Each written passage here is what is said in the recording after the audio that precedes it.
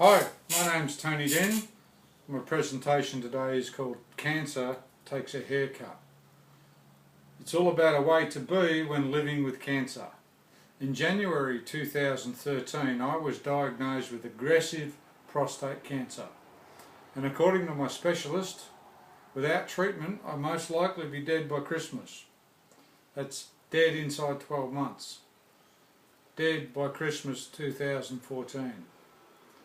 However, if I consent to hormone treatment, which I did, I'll still most probably be pushing up daisies inside the next 2 to 3 years. My last prostate test was in 2008 when I turned 50 years of age, and now at the age of 54 I have terminal prostate cancer. They tell me that the younger you are when you get prostate cancer, the more chance there is that it's going to be terminal. So if you're less than 50, man, you want to get yourself tested every year. Get your PSA tested and man up and take the finger test.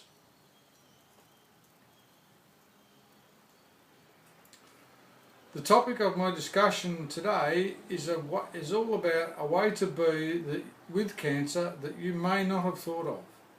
I certainly didn't think of it. Someone else brought it to my attention.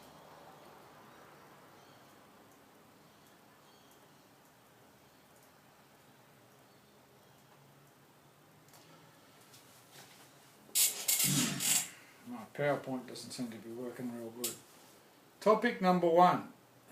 When you're told you've got cancer and you're going to die in 12 months, guess what runs the show? Emotions. Emotions rule the day. Emotions rule when you're told you're going to get dead. I ran the emotion roller coaster for 6 months prior to this discovery that I'm sharing with you today. If you've got cancer, if you've got terminal cancer, perhaps this presentation can help you. This presentation is designed to help you take the stench of death out of cancer. Cancer is a growth on your body or in your body, just as hair is a growth in or on your body. Growths, what are they? They're things that grow on your body. Your arms grow on your body, legs grow on your body, nose grows on your head, hair grows on your head, ears grow off your head. Cancer grows in your body. I've got cancer growing in my prostate, got cancer growing in my kidneys, got cancer growing in my bladder, got it climbing all the tubes that are in there, got it climbed up into my chest and all the lymph nodes up through my chest. They won't operate, they can't dig all the lymph nodes out, they'll kill me in the process, so they might as well just let me roll on. Now cancer, being a growth in or on your body, like hair is a growth in or on your body, doesn't mean, in my saying that, doesn't mean they're the same. I'm not saying they're the same, I'm just saying that they're both growths. And just getting clear on that point can give you some control over your emotional situation or your emotional well-being. Just as you can control the hair that grows on your head, you can control the emotions that come along with having cancer in your body. Hair is a controllable growth, cancer is an uncontrollable growth for the most part. Hair we control with scissors, shavers, creams, lotions, brushes and so forth. Cancer, well, we really haven't quite figured out how to control cancer yet. We've learned how to kill it sometimes. We can kill it with knives, cut it out. We can kill it with chemo, burn it out. We can kill it with lasers and shoot it out. Right? We've also got some tools that stall cancers, such as what they've used in my case, hormone therapy. They haven't killed it, they haven't cured it, all they've done is made it park. They've slowed it down until it decides one day that it's had enough of being slowed and it morphs into something else. Now cancer does and may kill you, or does kill people and may kill you. It may kill me, it may not, who knows. But what I've discovered is that life's all about living today. your hair most times does not kill you, although you may die from strangulation if you grow it long enough and choke yourself on it. The moral of my story is, if you can be with cancer as you are with your hair, if you just check it twice a day, wash it once a day, and with your cancer just poke it, just go in, and you don't even notice it for the other 23 hours and 58 minutes, you'll be as free with it as you are free with the hair on your head. You'll find freedom from despair and a clearness in the air that surrounds you. As with hair, you go to the hairdresser every 6 weeks for a haircut, give or take a week or two. So when you go visit the doctor, treat the doctor like you're going to have your hair cut. Just go and for a check-up to see whether there's some growth or whether there's some reduction. And if you get growth, you got growth. If you got reduction, you got reduction. Give up being upset. And just as you don't celebrate or despair the growth of the hair on your head, don't celebrate or despair the growth or reduction of cancer in your body. Give up being emotional. Stop complaining. Stop trying to find something wrong. Stop trying to find something right about cancer. Stop looking for something to celebrate about cancer. There's nothing to celebrate about it. It needs to be shot, killed, quartered, stung, biopsied. It needs to be just destroyed. There's nothing good about it. Now my next point of view is you need to, well you don't need to, you could, denounce all hope. You know what happens when you denounce all hope? When you give up the hope of being cured, of being set free from this disastrous projected future, you find that automatically all the despair just disappears. If you give up the fantasy that you're supposed to live a long life. See, whoever said that you're supposed to be the one who gets to live a long life? Whoever said that I'm the one who's supposed to get to live a long life? Get with the facts. Cancer is a growth. Cancer has no care for you, your age, your religion, what you had for dinner, or what you put on your face. Cancer has no care for whether you like it or dislike it. It's doing what it's doing, and it's doing it because it's doing it. It's got nothing to do with what you eat or what you say. Cancer doesn't cause you upset. You bring upset to cancer. If you're upset, then you're upset at the thought of what cancer can take from the supposed future you thought and maybe hoped you would have. Tear down those fantasies of the future. When you tear down the fantasy walls, you get left with what it truly is to be a human being. What you find when you tear down the fantasy of the future is that you get left with existence and survival and relationships.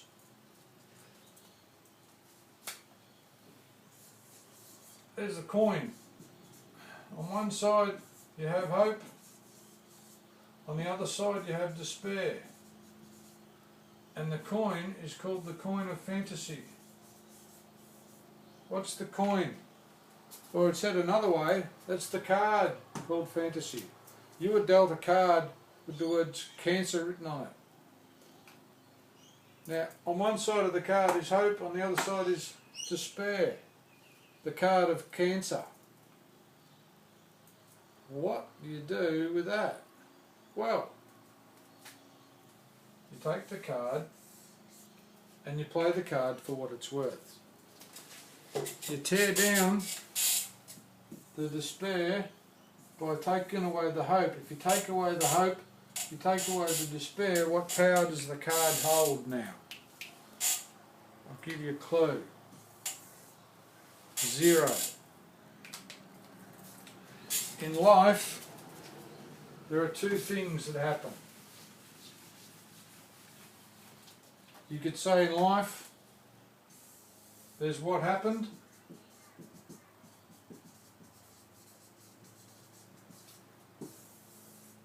and our interpretation.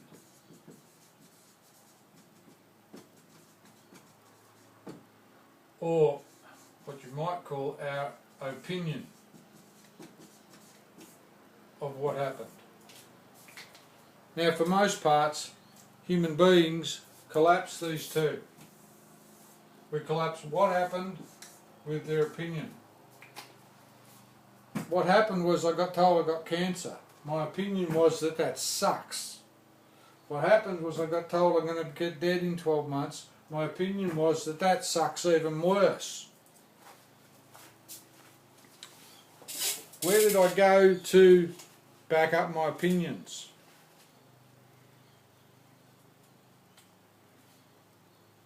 Where did I go to back up my opinions? In my relationships.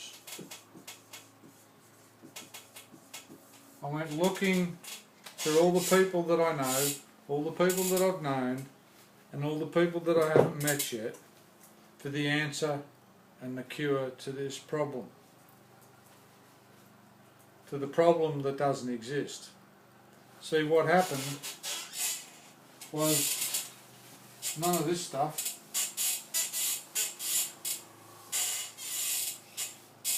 What happened was I got told I got cancer. That's it. The rest of it I made up. I invented. I dragged it from the past and put it into today. When you tear down the fantasy walls of the projected future that you thought you might going to live, and you go, great, here's the card that I've been told, you know, I've got 547 days left. That's about what I roughly calculated it out at.